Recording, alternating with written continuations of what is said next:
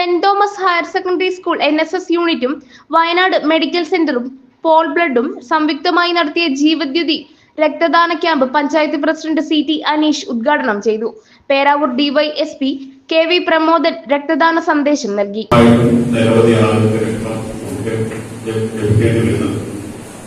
എന്നെ സംബന്ധിച്ച് ഞാൻ നേരത്തെ യുവജന സംഘടന പ്രവർത്തകനായ സമയത്ത്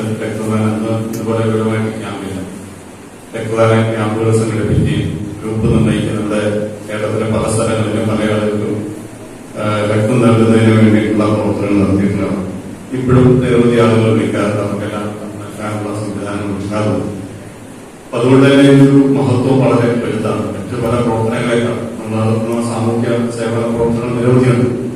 പ്രത്യേകിച്ച് ഇവിടുത്തെ NSSഉം സ്കൗട്ട്സ് ആൻഡ് ഗൈഡ്സും PTA പ്രസിഡന്റ് MV സജീവൻ അധ്യക്ഷത വഹിച്ചു.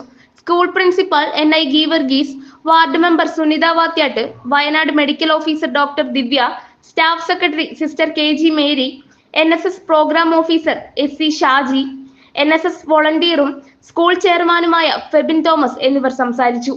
News today vision, Kannur.